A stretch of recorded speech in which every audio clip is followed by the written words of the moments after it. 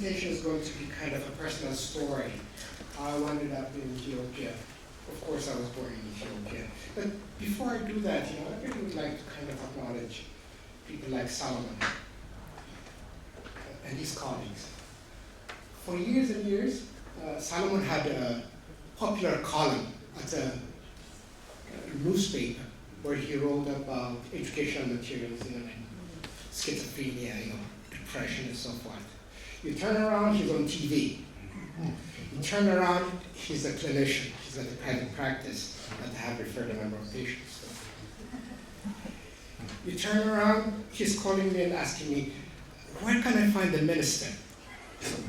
And then I tell him, he's giving a talk at this place. So he waited for the minister outside the door. And he talked to him.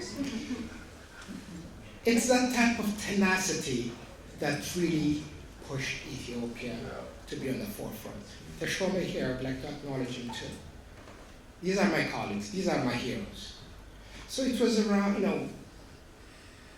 I lived in the US now 49 years, 49. Next year, we have an anniversary from my high school days in Addis Ababa, so I don't know where that half a century went by. So I became a mental health activist and a politician. By the way, it's not a bad word. A politician in Washington, D.C., when the Commissioner of Mental Health was a good friend of mine, and he said, we need to set up an international mental health, outpatient service, because it was costing us a lot to have Hispanics, Ethiopians, Nigerians. Washington, D.C. is Washington, D.C., it's an international hub. And then if we can develop an outpatient clinic. So we started one, and I became the director of that program, and I was there for almost 32 years. I shouldn't be talking about years, because it reflects my age or something. Anyway, so that's where I learned to be a politician. By the way, it's not a shame to be a politician, because each one of you play politics, whether you like it or not.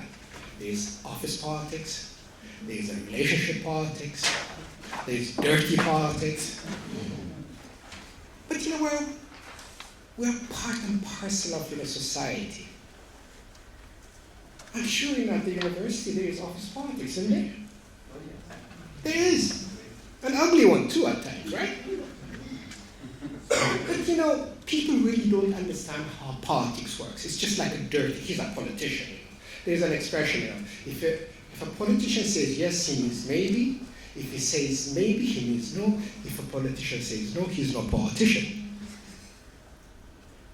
So one thing I learned, if I'm going to impact the system, is to be a good politician, a good advocate, and so forth, right? So I'm going to tell you a story about Dr. Tedros. Who doesn't know Dr. Tedros by now? Who is he?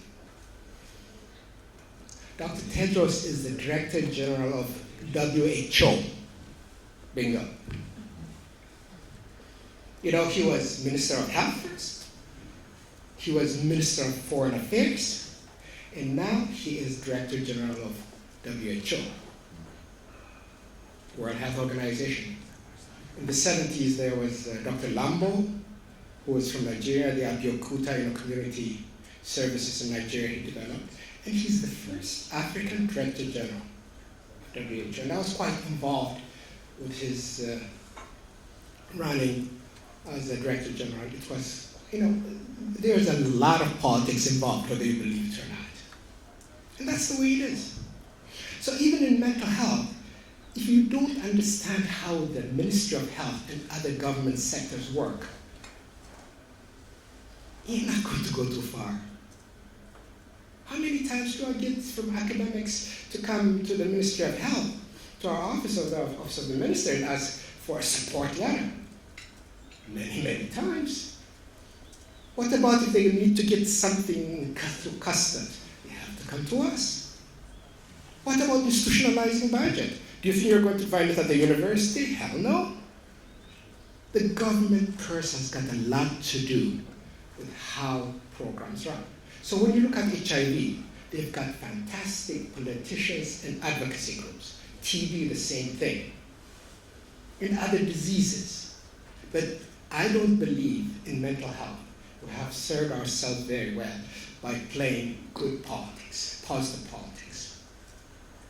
Whether we like it or not, if we're going to promote mental health, we have to be good politicians. So I'm going to tell you a story of what happened. How can we start page down or page up? Yeah, that's what they do. Start going down. The space one. Big space one. Space? There you go. So it was in 2017, in October, when it was World Mental Health Day. I talked with Dr. Tedros, and then I wrote an endorsement endorsing him as the Director General. And the title of it's still on their website. It's called I Walk the Walk with Dr. Tedros, Developing Ethiopia's Mental Health Strategy. This was an endorsement. It's still on his Facebook. So it was in December 2010. I was inspired by Dr. Tedros. He used to come to Washington, D.C. a lot. And then we became friends. And he said, and I was working for the District of Columbia Department of Mental Health, I'm director of the Multicultural Services Division. And he said that, look, Ethiopia has grown at 10% GDP per year. It's quite a rapid increase. And in this accelerated economic and social development, we can frame mental health that we have to have physically able, good mentally healthy population in order to succeed in achievement of economic and social development. So we can frame it as such. But guess what he said? You have to come back. You have to come back to Ethiopia and nudge on a daily basis. That's when I outreach to you, and you sent me the draft of the Liberian mental health policy that you're working on through Greg Fisher and stuff like 10 years ago. Can you imagine?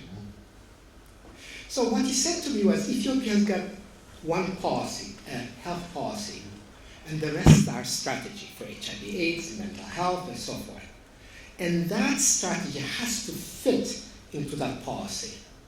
So he said, your mandate is to support the development of a strategy to integrate mental health into existing health delivery platforms. In other words, don't create silos. We need some tertiary care, but it has to be integrated and be part and parcel of the already existing delivery platform. In other words, leverage what we have,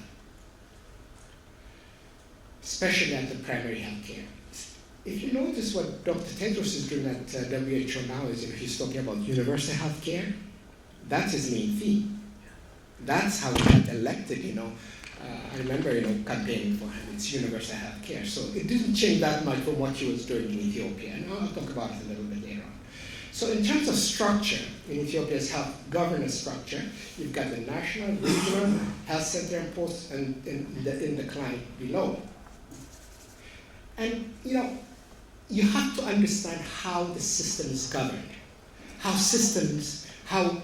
the power of the minister, where it lies, and the regional health bureaus, the health centers, and so forth. So understanding how the system works is an imperative if you're going to develop the strategy. Because at the end of the day, it's a system that has to be worked on, that has to be operational at the systems level. So how devolved, power has become in the 9 regions, the budget allocation, who controls the purse, and so forth and so forth. So his instruction to me was, number one, develop with an extensive input from a wide range of stakeholders. Meaning that he wrote a personal letter to 6 ministers, which were identified as critical, directed to the ministers, and then to the faith-based institutions. I still have got the letter saying that I'm going to lead that effort. And he wanted them to talk to me as well as appoint somebody to be part of the technical working group. So, meaning that you have to have that type of political commitment. If you don't have political commitment, it becomes very problematic. And it should be integrated in Ethiopia's setting in primary health care delivery system, especially the Ethiopia's health extension program. In Ethiopia, there are 38,000 health extension workers, paid health extension workers. These are not volunteers. In fact, Ethiopia just organized an organization called International Center for Primary Health Care, funded by the Gates Foundation, to learn so that other African countries can learn from Ethiopia's experience. In fact, Dr. Bernice Dan from Liberia, we hosted her when she came, the previous one, to learn about our health extension program. So he said, make sure it's costed, because if you're going to raise funds, unless it's costed, it just doesn't mean anything, it's just a paper. And sustainable with institutionalized local funding. You just cannot rely on external funding in the long run. So you have to figure out a way how to gradually let it go. Because local funds are very, very low for mental health in a lot of developing countries. It's supported by those who play a critical role in its implementation. To do that, it took time. He said, take your time, no hurry. I just don't want a document. I want a workable document that's going to be sustainable. So, he said, otherwise, the strategy will wind up on a shelf accumulating dust. That's exactly what he told me. He's published this on his website. Moreover, he said, my office door will be open for consultation and support. Take your time and do it right. And that's exactly how he supported me to get this going. And like the first thing I did was make sure I approached like Solomon and his colleagues at the university, the regional health bureaus. I went to each one of them and developed a relationship. Because in Africa, whether you like it or not, it's relationship, relationship, relationship. You've got to build trust. You've got to build credibility. Otherwise, you're not going to go nowhere. So, in terms of SWOT analysis, it's the same thing, what was happening in Liberia and other places, so I'm not going to go through that. And then also we used, WHO's criteria for developing strategies, policies, strengthen social networks, build social organizations, and strengthen community ties, and so forth and so forth. And what we did was, at that time, 10 years ago, I approached Dr. Michelle Funk over at WHO, who's doing system strengthening work, and then asked her for support to make sure that it's internationally up to par in terms of human rights and so forth. So they played a very prominent role. It's funny that now Tedros is head of Director General of WHO. In fact, we're reaching out to him and to her now to do the second version. So if you look at the number of beds, psychiatrists, now we have gotten from 36 then, now we've got around 85, correct? And we have 3 residency programs, 11 psychiatric nursing program, 3 master's level, so it's huge. We've got, believe it or not, we've got 35 medical schools now, and 5 private medical schools. We've got 15,000 Ethiopian medical students now, in a very, very short time. Of course, has got its own sets of problems, which we're not going to talk about today. But Tedros believed in flooding. That's his style. Do it big. And then in the process learning. He said he hates pilots.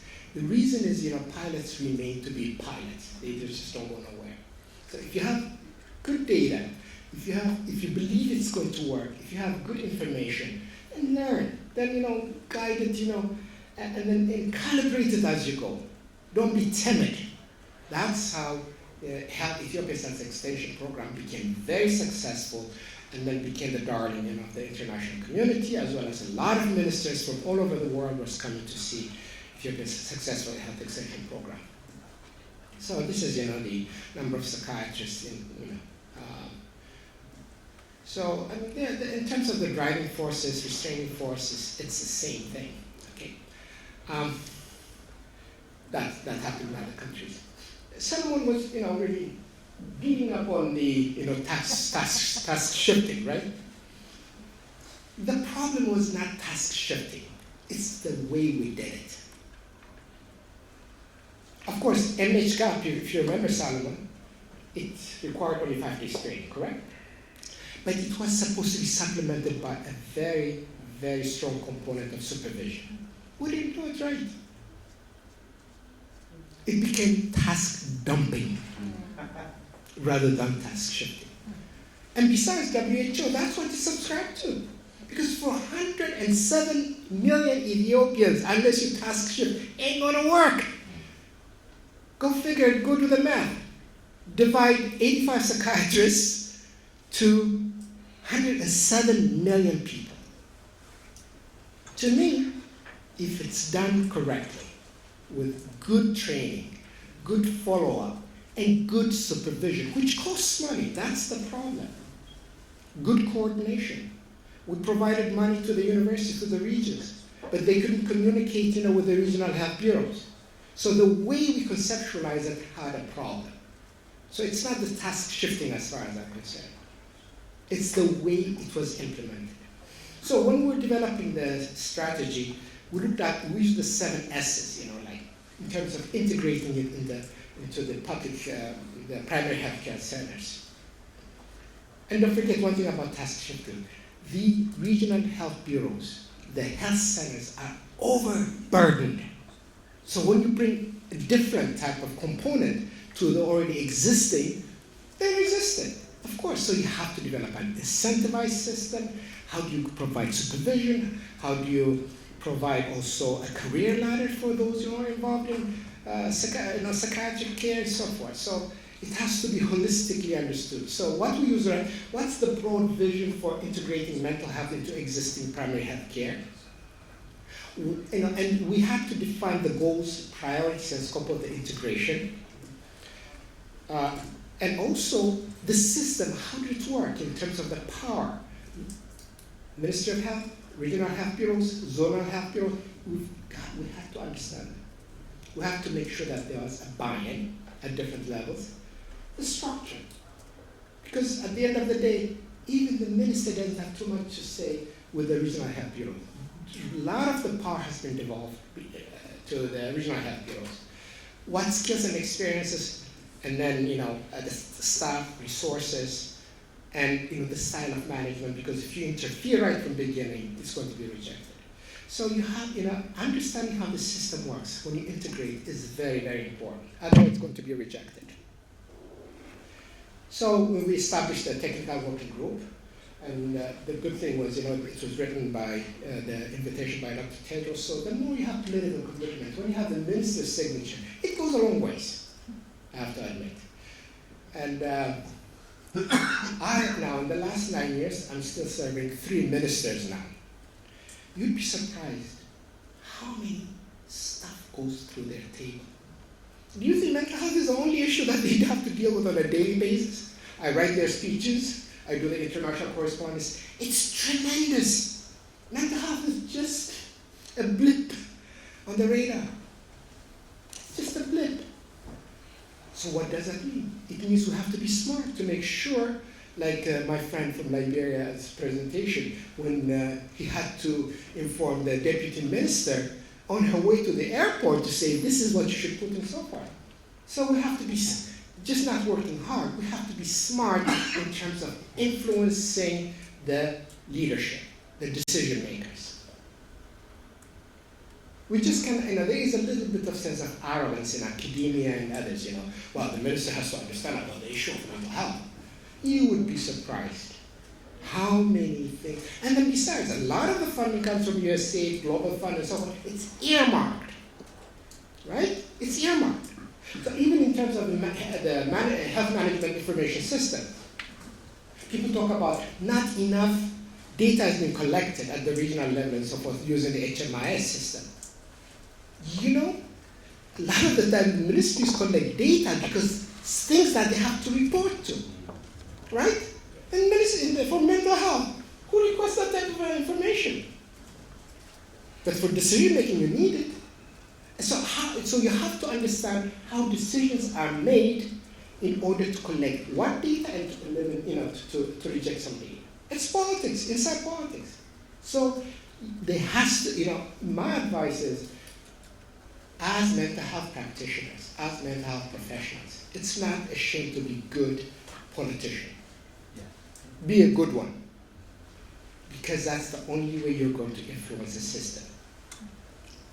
Okay, so let me accelerate. So again, what Dr. Tedla told me was, without a buy-in and ownership by the community and stakeholders, even if the strategy is elegant, implementation will be impossible. He is right. He knew how to deal with the stakeholders. Don't think he became Director General for no reason, coming from Africa. So, I'll just pass by this. These are the different components of the mental health strategy, what we done. And then what we did was, we didn't make it elaborate. We selected 1, 2, 3, 4, 5, 6 indicators. So don't make it complex that people cannot be able to follow. We looked at mental health in terms of psychotropic availability of psychotropic medications and so forth. So we made it very realistic, but we costed it. But like Solomon said, it's not only the clozapine, that was bought with so much money and expired. I have stories for you to tell you some other time, how much we did a drug quantification exercises and bought a lot of medication which was on the verge of being expired, in the process, we're going to lose our credibility. That Solomon said, here it is the money, we bought exactly what you wanted us to buy, so why should we spend more money? Because, this money could... So, you've got to understand, in terms of drug quantification, projection of how much, drug you're going to use and so forth and so on. And it's so hard to have been involved in that process for a long time. So lastly, what are the lessons learned?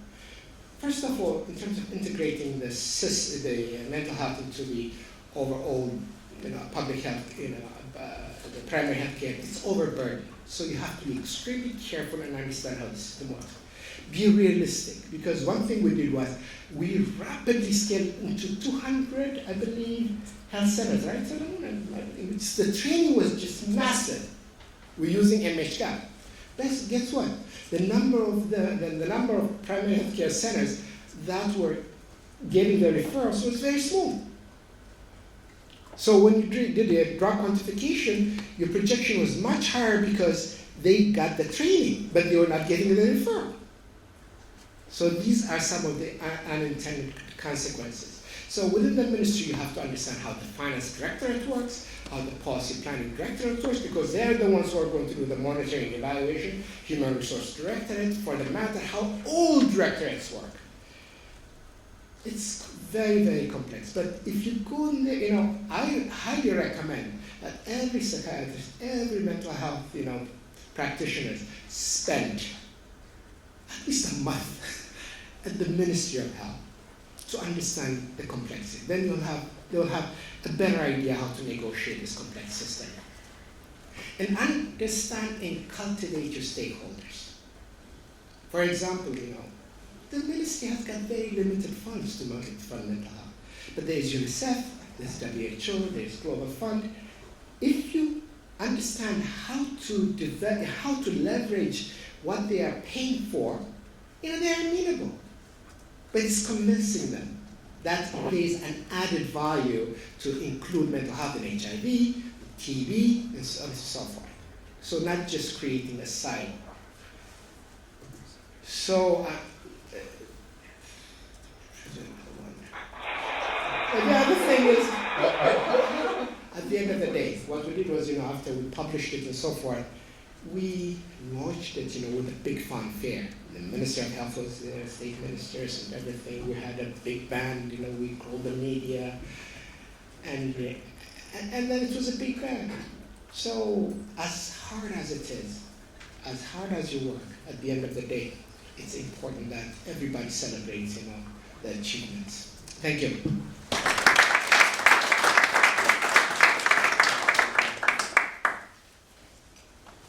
Thank you, Tedla. Any questions for Tedla?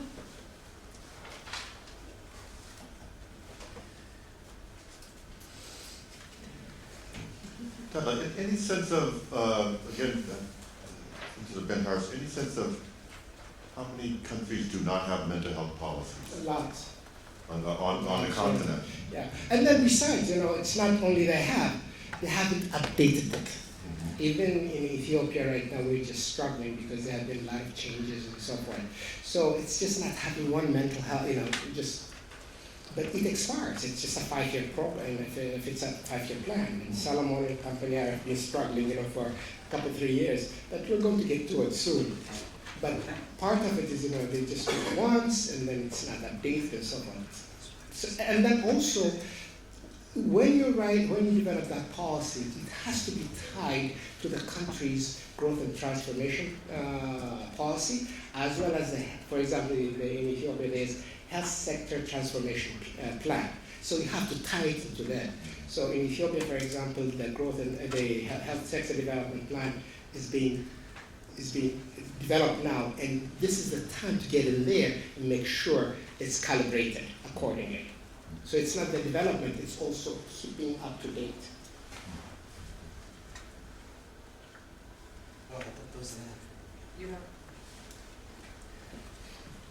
Thank you so much, Tedla. I wanted to ask you a bit about how do you then, I agree that we all need to understand how the mental health, how the Department of Health works, and health ministry, but I was just wondering about sort of getting too close to politicians.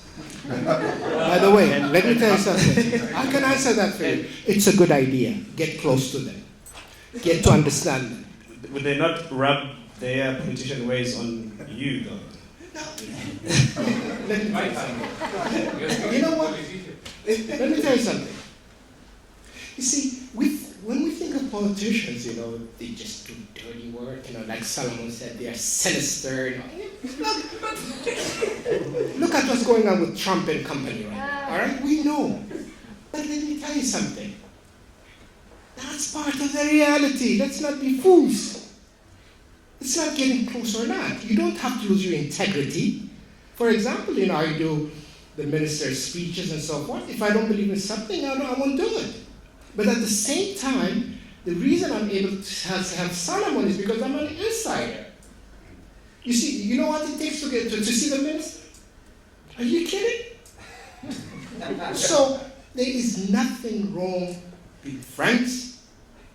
And then besides, for example, Solomon and Company, we engage them to help us with the non-communicable diseases policy, because academia are good in writing and so forth. We engage them. So we use them, and guess what? They use us. And that's fine. There's nothing wrong. So let's not look at it as being dirty. Maintain your ethics, do the right thing, because that's exactly, with the people who are advocating for TB, malaria, HIV, and everybody is doing. And we're not unique.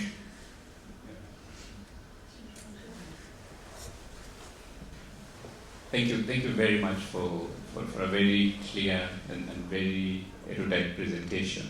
This is, you can't say this enough, that you operate within the context of your own country.